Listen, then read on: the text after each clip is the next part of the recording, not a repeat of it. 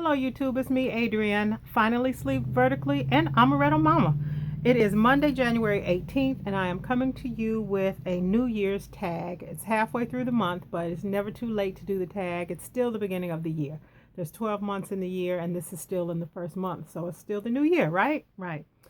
Thank you, Sassy VSG, for the tag. To all of my subscribers and to the people who are not subscribed to me, if you're watching the video and you want to be tagged, tag, you're it.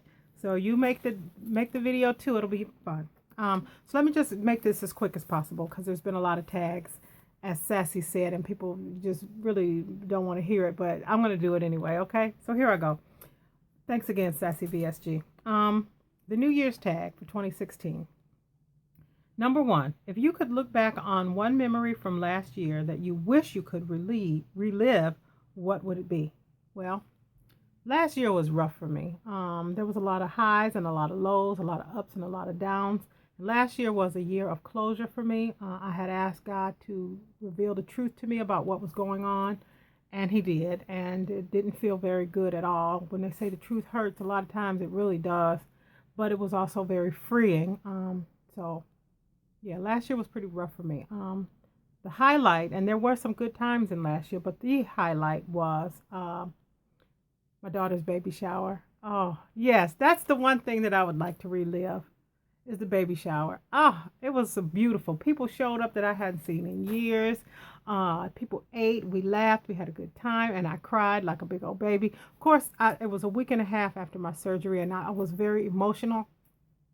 Couldn't eat. We had all that good old food there, and I was in pain, and my ex showed up by herself, thank God, and some nieces and nephews that I hadn't seen. My cousins came in from Atlanta.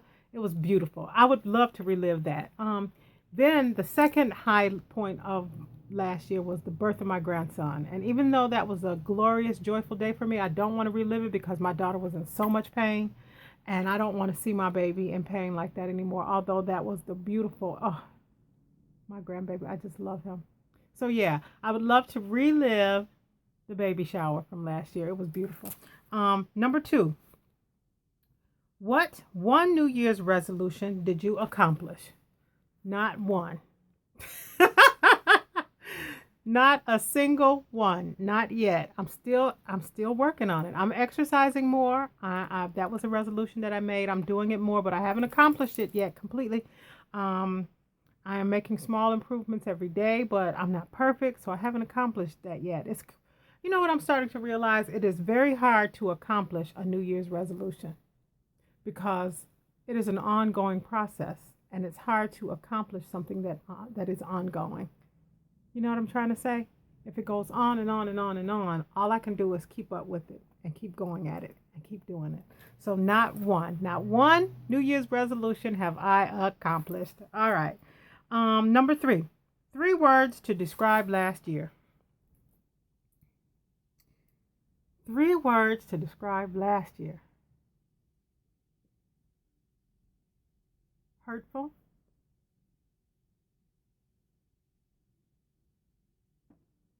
joyful, and alive. Hurtful, joyful, and alive. And I'll explain that to you some other time. If you remember and you want to know what I mean by that, just let me know down there and I'll make a video about it. But hurtful, joyful, and alive. Let me write that down. Hurtful, joyful, and alive. Okay. Number 4, something you are looking forward to this coming year. Well, let me see. I'm looking forward to getting to my goal weight. I'm looking forward to that. I'm looking forward to paying up some bills and untying some money, loosening up some money so that I can have more fun. I didn't make it to Hawaii for my birthday in December like I said I would, but I'm still working on it. So yeah, that's what I want. I'm looking forward to taking more vacations and enjoying life. Number 5, what did last year teach you? Last year taught me that no matter how much you love someone, And no matter how much you sacrifice for them, even that is no guarantee that they will return the favor to you. I learned that no matter how much you love someone, no matter how much you do for someone, no matter how much you sacrifice for someone, all of your efforts is no guarantee that they will repay you in kind. That's what I learned last year. So, love the people you love. Sacrifice for the people you sacrifice. Do for the people you do for. But don't expect them to do the same for you. If they do, you're blessed. But if they don't, c'est la vie. Keep on moving. Okay, number 6. What was your most worn clothing item of last year? And this is so pitiful, y'all. My work uniform. Last year, most of the time, if I was not at work, then I was at home in my PJs, and it was fabulous. I had some days where I got dressed up and I went out, and I went and played bingo every now and then, and I went out on a couple dates. But my most worn outfit was my work uniform. Don't feel bad about me for that, because even when I had on my work uniform, I had on my pretty undies. I was still sexy in my work uniform. That's what I wore the most. Okay. Number 7. If you had to sum up your year in one word, what would it be? Closed. Closed. I had some unanswered questions that were answered and closed. I had an open-ended relationship that was truthfully closed. I had a lot of things going on in my life that I should have let go a long time ago, and they were closed. So last year was closed for me. Yeah, those doors were closed, and I'm sure that God has opened up other windows for me, because what is the cliche? When one door closes, another door opens, or when one door closes, a window is opened, or whatever the cliche is. It was closed, and I appreciate it, and I thank God for it. Number 8. What are you hoping for more of this coming year? Let me read that again. What are you hoping for more of this coming year? Joy. Companionship. Yeah, that's it. Companionship. Some joy, some companionship, some fun. Yeah. That's what I'm hoping for more of. More cooperation too from everybody in my circle. Just cooperate with me a little bit. Just just cooperate.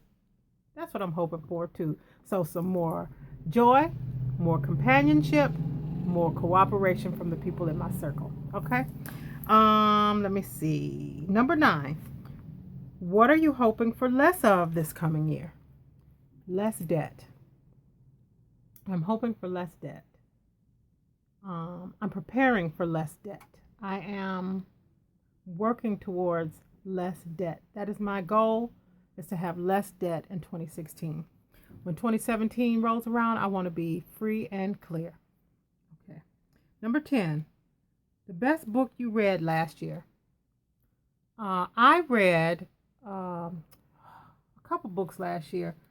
A few books, as a matter of fact, but I can't think of the name of them. I do what I call reruns. I read these books when I just need that message that they conveyed to be in my spirit again.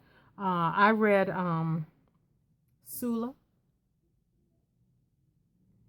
Let me go get these books. I can't even think of the names of it. Hold on. Okay, I'm back. Now, to be honest with you, I started reading a bunch of books, but I don't think I finished them all. I started reading about 5 or 6, maybe 7 or 8 books. But these 2 are the 2 that I have kept by my bed, because it is my intention to read these completely. The first one is T.D. Jakes, Healing the Wounds of the Past by T.D. Jakes. And the other one was Spiritual Writing, From Inspiration to Publication. And this is by Deborah Levine Herman with Cynthia Black. These are the books that these are a couple of the books that I started reading, and I need to finish these, because there's something I need to say. I'm not quite sure what it is, but I'm supposed to be saying something and I'm falling behind in my message. But anyway, okay, so those are two of the books that I read. I also read a book by Maya Angelou. I can't remember the name of it. She's got so many. I'll come back to you with that one someday. You can see that our book. I did. I read some excerpts from that book in one of my videos on Amaretto Mama One, where I was sitting down at the beautiful Belle Island in Detroit. It was fabulous. But anyway, okay. Number 11. What is your New Year's resolution for the coming year? Well, my resolution for the coming year really is two, three, fourfold.